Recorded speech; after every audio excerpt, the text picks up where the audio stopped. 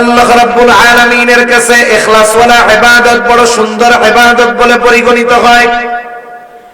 আল্লাহ তাআলা বেশি ইবাদত চান না, আল্লাহ রাব্বুল আলামিন সুন্দর ইবাদত চান।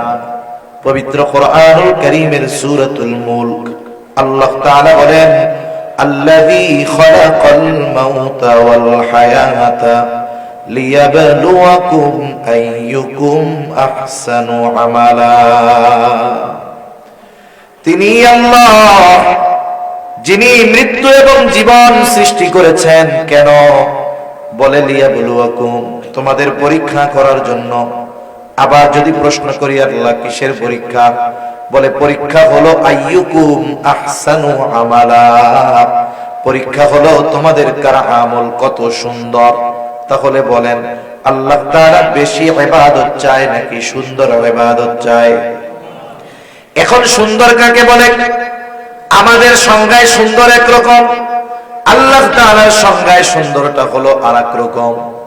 আমরা সুন্দর বলি ওইটাকে যেটা চোখে দেখার পরে আমাদের ভালো লাগে, এটাকে বলি সুন্দর।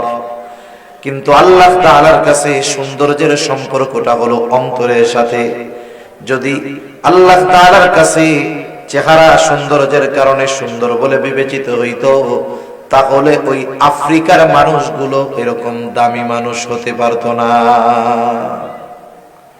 আল্লাহ তাআলার কাছে আফ্রিকার অনেক কালো মানুষের দাম অনেক। হযরত বেলাল রাদিয়াল্লাহু তাআলা আফ্রিকান লোক, কালো, বলেন তো আল্লাহর কাছে দাম কম না বেশি?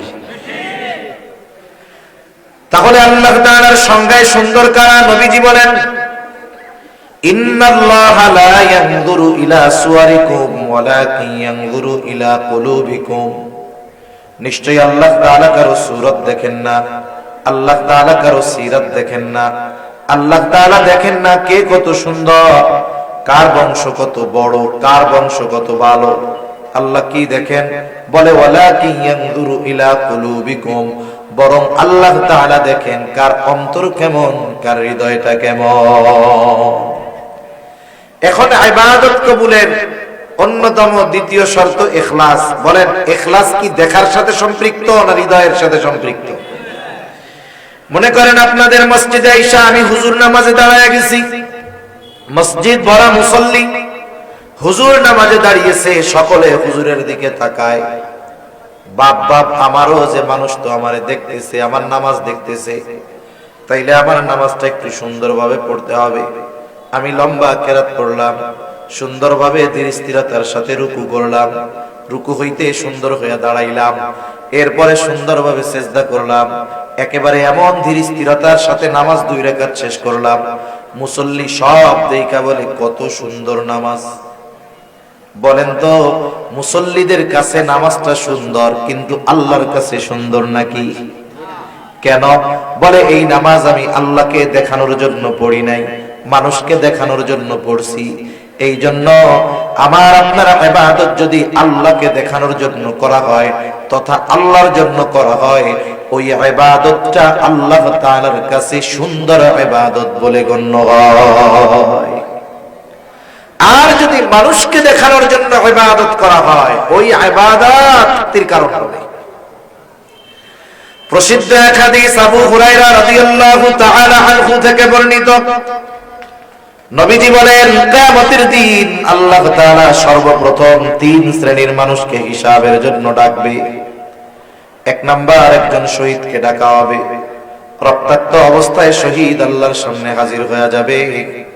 আল্লাহ তাআলা জিজ্ঞাসা করবে তোমার এই অবস্থা কেন? লোকটা বলবে আল্লাহ, কাফেরদের বিরুদ্ধে জিহাদ করে আমি আমার জীবনকে উৎসর্গ করে দিয়েছি।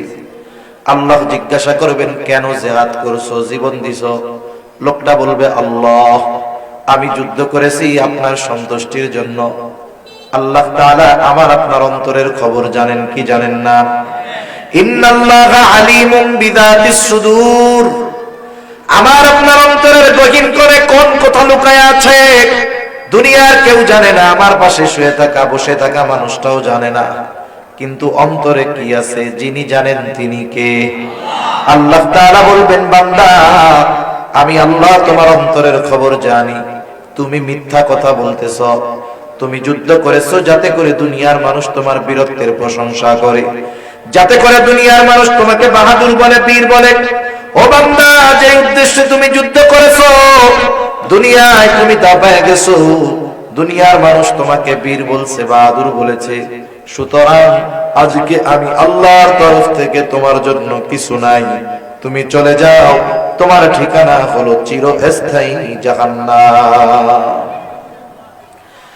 2 নম্বরে আল্লাহ তাআলা একজন দানবীরকে ডাকবে।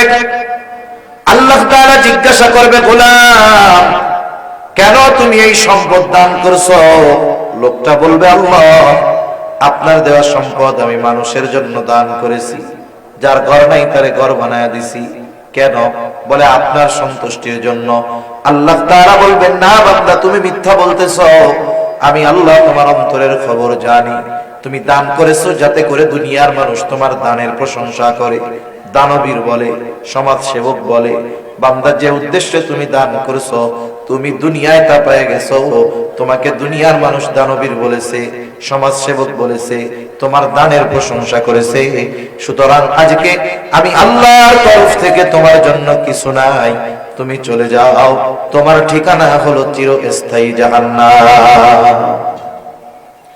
এরকম লোক দেখাই না, দানবীর আছে না, কত জায়গায় আছে। এক মাদ্রাসার হুজুর কইতেছে, হুজুর, একজন 50,000 টাকা দান করছিল মাদ্রাসায়, তা বলছিল চিঠি দিয়া যে আমার নামটা একটু সুন্দরভাবে সবার সামনে বলে দিবা। তা বেচারার আর কইতে রইতে মনে নেই। এখন এই যে মাহফিলে মানুষের সামনে বলে নাই কেন, দানের ঘোষণা দেয় নাই কেন, পরে এসে টাকা ফেরত নিয়ে গেছে গা। গত বছর না তার আগের বছর খবরে দেখলাম, একজন লোক মসজিদে ফ্যান দান করছে। সে হলো মেম্বার ক্যান্ডিডেট ছিল, এখন হইতে পারে নাই। যেই এলাকায় মসজিদে ফ্যান দিছে ওই এলাকার মানুষ তারে ভোট দেয় নাই, আস্তে করে মসজিদের ফ্যান গুলো খুলে নিয়ে গেছে গা। এইরকম দান যদি কোটি কোটি টাকাও করা হয়, কোনো লাভ আছে? দানবীর হওয়ার লাইগা দান করে লাভ নাই, ভোট পাওয়ার লাইগা দান করে লাভ নাই, কোনো দাম নাই এইসবের, ঠিক কিনা বলেন? তৃতীয়তে আল্লাহ তাআলা একজন কারি সাহেবকে ডাকবে, আলেমকে ডাকবে। আল্লাহ তাআলা জিজ্ঞাসা করবে, বান্দা, কেন কোরআন শিখেছো, কেন ইলম অর্জন করেছো? লোকটা বলবে, আল্লাহ, কোরআন শিখেছি আপনার সন্তুষ্টির জন্য।